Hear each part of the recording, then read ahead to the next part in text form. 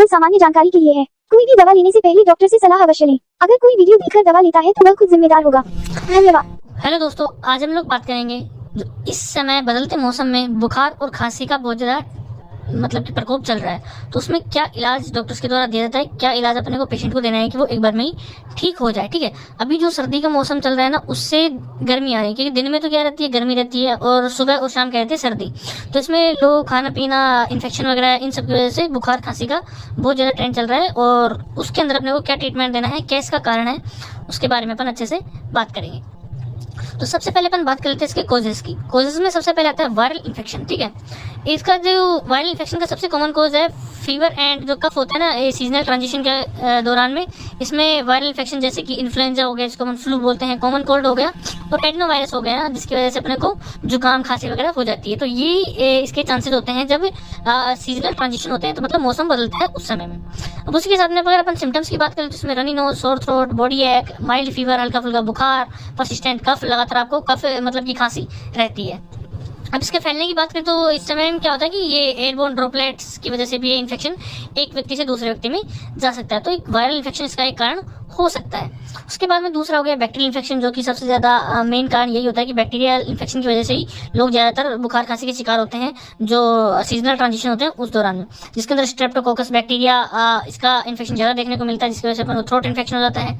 ठीक है, फेरिंजाइटिस वगैरह, गले में सूजन वगैरह, ब्रोंकाइटिस, खांसी, जुकाम, ठीक है, न्यूमोनिया वगैरह तक हो जाता है। ठीक है, जो बदलते मौसम में जो सर्दी से गर्मी का मौसम बदला है उसमें न्यूमोनिया वाले ऐसे केसेस ज़्यादा आते हैं, तो वहाँ पे बैक्टीरियल इन्फेक्शन के बहुत ज़्यादा चांसेस रहते हैं। उसमें सिम्टम्स में देखेंगे तो बैक्टीरियल इन्फेक्शन में हाई फीवर आता है। ठीक है, थ्रोट के अंदर अपने को स्वेलिंग वगैरह आती है, लेरिंजाइटिस, फेरिंजाइटिस अगर अपन बोले तो, सीवियर कफ रहती है, इसमें खांसी बहुत ज़्यादा होती है, यहाँ पे साथ में म्यूकस भी हो सकती है, सूखी खांसी भी हो सकती है, और सांस लेने में बहुत ज़्यादा प्रॉब्लम होती है। तो ये सारे सिम्टम्स देखने को मिलते हैं अगर बैक्टीरियल इन्फेक्शन हुआ तो उस केस में।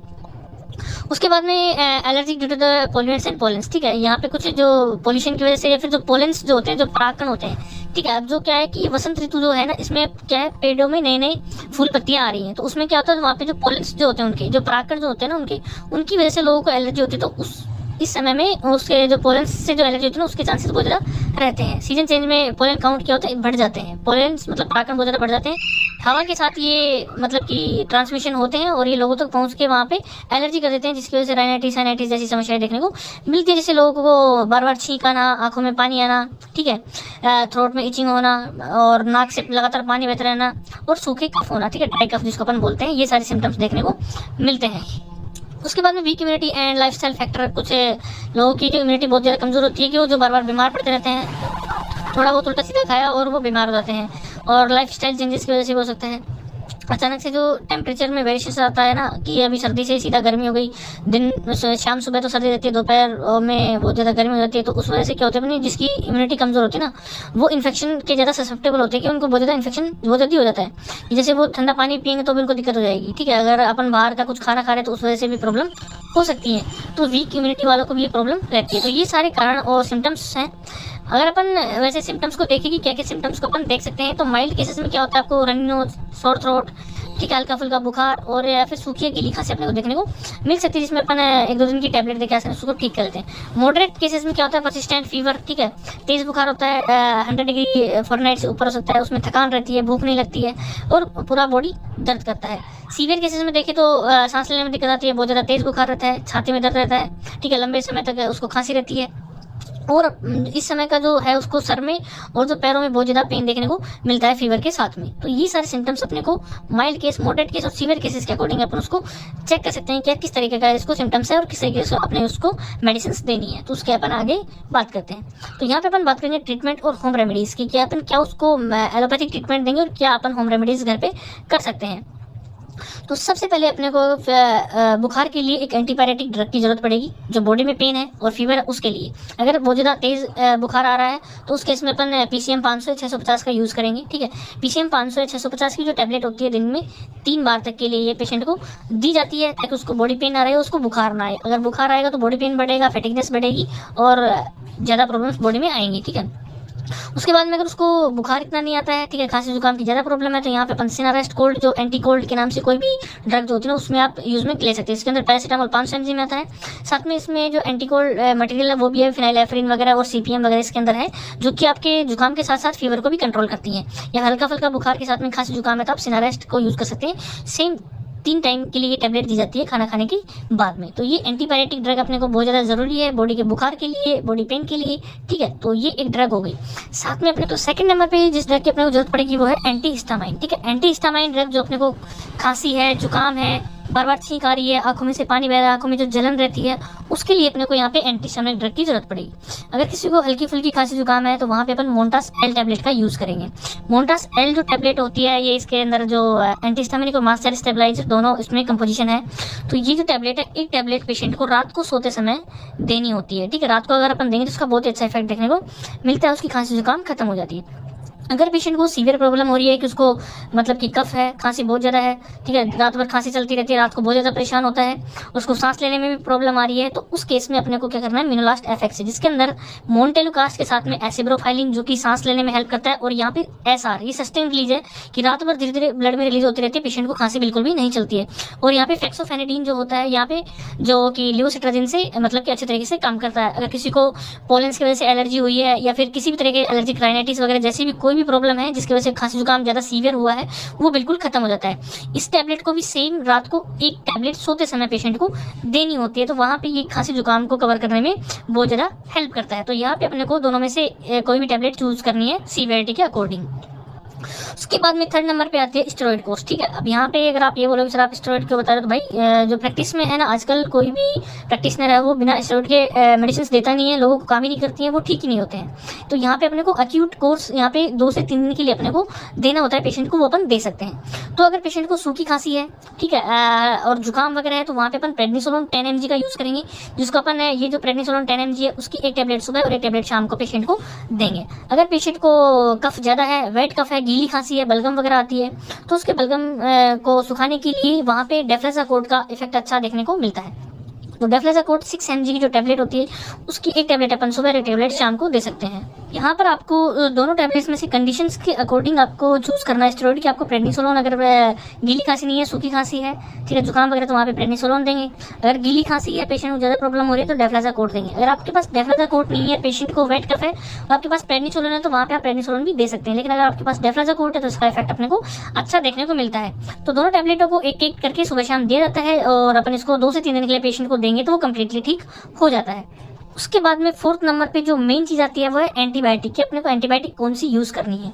अगर आपको कंफर्म हो गया कि बैक्टीरियल इन्फेक्शन है तब तो आपको एंटीबायोटिक यूज़ करनी है, और अगर आपको पता नहीं है कि वायरल है या एंटीबायोटिक है, मिक्स इन्फेक्शन भी हो सकता है, तो आपका एंटीबायोटिक यहाँ पे ज़्यादातर लोग यूज़ करते हैं क्योंकि मोस्टली ये बैक्टीरियल इन्फेक्शन की वजह से ही होता है। और अगर वायरल इन्फेक्शन है तो आप जो बाकी जो अपने लास्ट में जो टैबलेट्स बात की उनसे वो ठीक हो जाता है, एंटीबायोटिक जरूरत नहीं पड़ती है। लेकिन आपको कंफर्म है कि वो वायरल इन्फेक्शन है तभी आप एंटीबायोटिक को मिस कर सकते हैं, वरना ज़्यादातर लोग एंटीबायोटिक चूज़ करते ही हैं।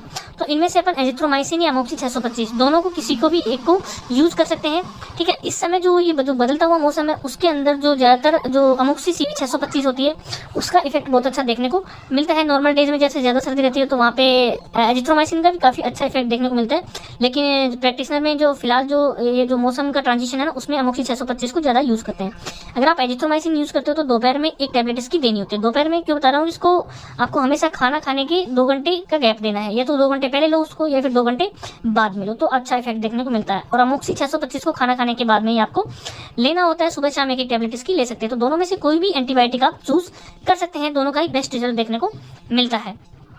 उसके बाद में 5th नंबर पे है पीपीआई, प्रोटोन पंप इनहिबिटर, ठीक है। आप अपन इतनी मेडिसिन ले रहे हैं तो पेशेंट को हो सकता है कि उसका इंटेस्टाइनल फ्लोरा जो होता है कि उसको पेट के अंदर एसिडिटी वगैरह होने के चांसेस हो सकते हैं। अपन नसेट्स ले रहे हैं, हैवी एंटीबायोटिक्स ले रहे हैं, तो इतनी ड्रग्स की वजह से हो सकता है कि उसको एसिडिटी वाली प्रॉब्लम आ जाए। तो उसके लिए अपन यहाँ पे या तो ओमी या फिर पेंटोप की कोई भी जो है पेंटोप की टैबलेट या ओमी कैप्सूल होती है पेशेंट को सुबह सुबह भूखे पेट देंगे, तो उससे पेशेंट को क्या है कि जो अपन एंटीबायोटिक दें उसको कोई भी साइड इफेक्ट डायरिया वजह से प्रॉब्लम देखने को नहीं मिलती है। तो यहाँ पे आप कोई भी जो कैप्सूल या टैबलेट है दोनों में से एक सुबह खाली पेट पेशेंट को देना होता है। उसके बाद में 6th नंबर पे है कफ सिरप, ठीक है। कफ सिरप में से आप अगर पेशेंट को सूखी खांसी है ठीक है।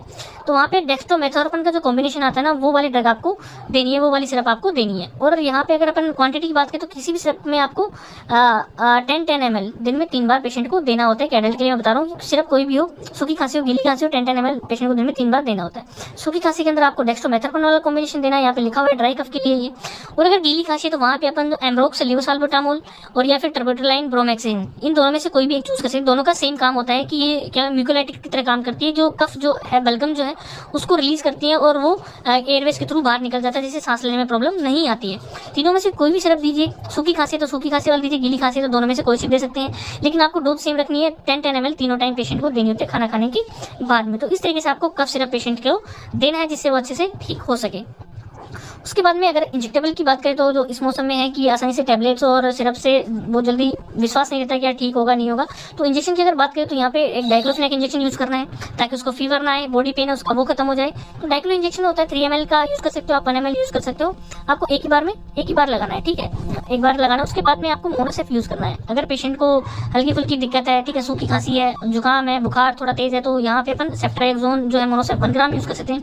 अगर किसी को कफ बहुत ज्यादा है, बुखार भी ज्यादा आ रहा है, सीवियर कंडीशन है, तो वहाँ पे मोनोसेफ एसबी अपन यूज कर सकते हैं। दोनों में से कोई भी एक आपको यूज करना है एएसटी करके, और ये 3 दिन के लिए सुबह शाम, एक बार सुबह और एक बार शाम, 3 दिन के लिए आपको यूज करना है, ताकि जो उसके अंदर जो बैक्टीरियल इन्फेक्शन है, किसी टाइप का जो इन्फेक्शन है ना, वो कम्प्लीटली बॉडी से एलिमिनेट हो जाए, बाहर निकल जाए और पेशेंट कम्प्लीटली ठीक हो जाए। तो यहाँ पे अपन मोनोसेफ और मोनोसेफ एसबी में से सीवियरिटी के अकॉर्डिंग इंजेक्शन चूज करेंगे। तो ये हो गया इंजेक्टेबल के अंदर।